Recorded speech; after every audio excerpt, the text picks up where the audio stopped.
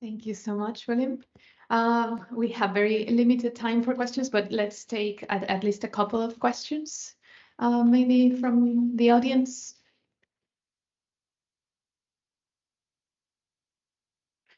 I don't know if we have enough time, unfortunately, but are there any questions? Yes, many.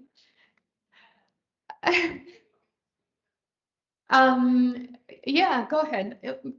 Please come, and we'll just use some of the refreshment time, at least 5 minutes, to have a chance to discuss. Yeah, so I can get us started if that's okay. I noticed that some of your presentations touched on the issue of gender. Of course, we saw Kihara's rereading of Gauguin, the questioning of unsettling strict gender binaries. And I know that Miriam and Sky, I know that you also, your work is very much informed by feminist theory as well. So yeah, maybe we can discuss a little bit more about the issue of gender within the decolonial approach of your projects.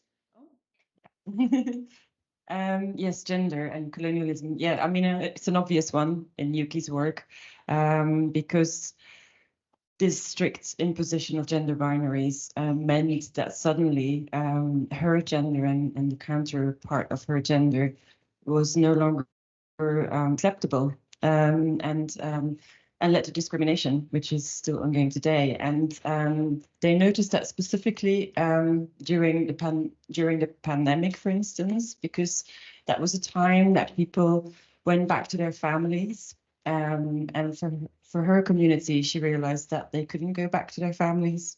And that's what kind of really made her think about, the need to create more work. I mean, all of her work is about gender as well as everything else. But I think she really wanted to involve her community much more in her artwork. And the nice thing is that Paradise Camp at the moment is in Samoa. It just opened there, which for her was the most important location. It wasn't the Venice Biennale, which is prestigious, but it's currently in Samoa. So yeah, it's just one of these colonial legacies, like so many others. Yeah. I think in our project, it might not, explicitly speak about gender, but for all my projects and my own theoretical framing, they're all always have been informed by, radical feminist theories of like Black, Caribbean, Indigenous, ecofeminist critique. So it's always, interwoven into sort of any analysis that I would do or any project that I would do. And race, gender, these like intersectional approaches, I think are, just integral to these projects. So even though it might not explicitly talk about it, I think it's always present. This can be part of the methodology. Yes, completely. Yeah, exactly.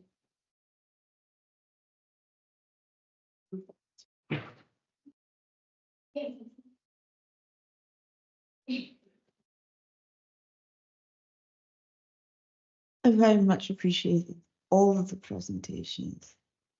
And the many, many different ways of discussing the work or analyzing the work or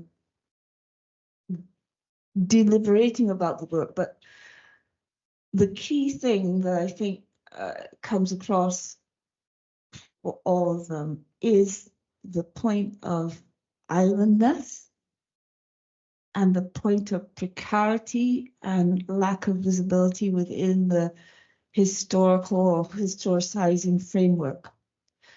And in this instance, it would appear that contemporary art responses to that lack of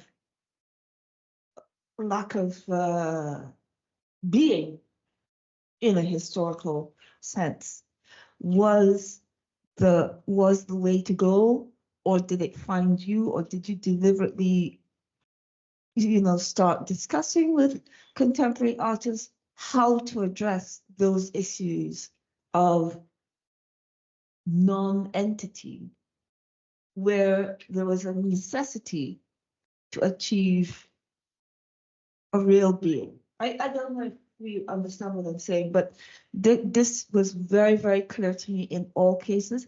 And of course, beyond this, so I want you to discuss the issue of islandness and its or rather, in many instances, its ahistoricity, and how that has been addressed by the kinds of work that you're doing in conjunction with contemporary artists, both performative and visual.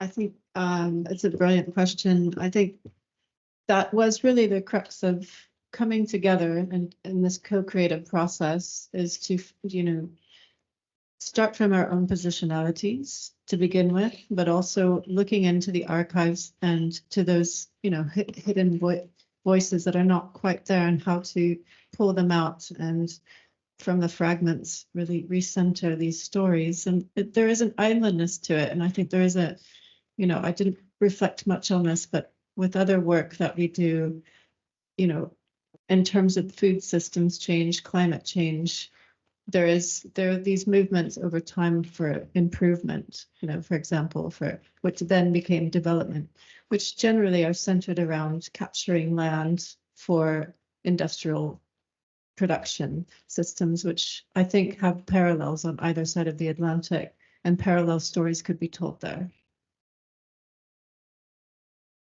Yeah, thank you for this question. I think for me as a Dutch artist, it's been quite interesting and productive to at least momentarily look at the Netherlands as an island. Like I said, it's like an inverted island coming from the water. And I thought the notion of the ocean being a connecting force rather than separating, it's really beautiful. And thus also seeing how the Netherlands connects to regions such as the Caribbean and these histories. And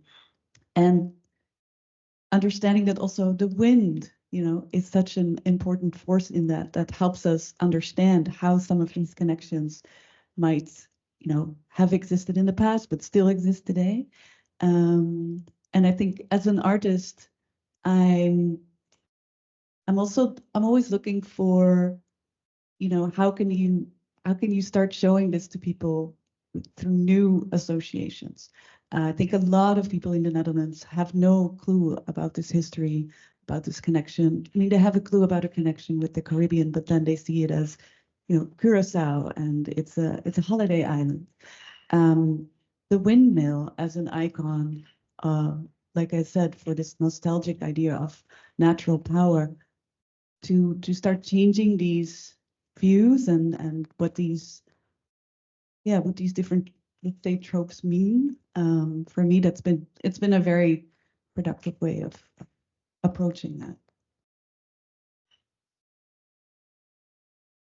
Yeah, and I think lastly as well, thinking about these island stories, we have to also consider, in addition to this legacy, this tangible heritage. So we've talked about the windmills in Barbados, these monuments that kind of dot the landscape, but also intangible heritage and stories that are less visible. So I was thinking about, an industrial agricultural economy such as Barbados, and then obviously this refining, this commodity, sugar, this sort of global commodity, and where in other islands that's perhaps less visible, but these invisible power structures. So thinking about Tate and Lyle, or their sort of connections to this troubling history, and even someone such as Cara Walker and her sphinxes, and the Domino sugar refinery in New York. But there's this sort of troubling resonance there with this commodity such as sugar, but also honoring those hidden histories and power structures that we've talked about in this conference as well.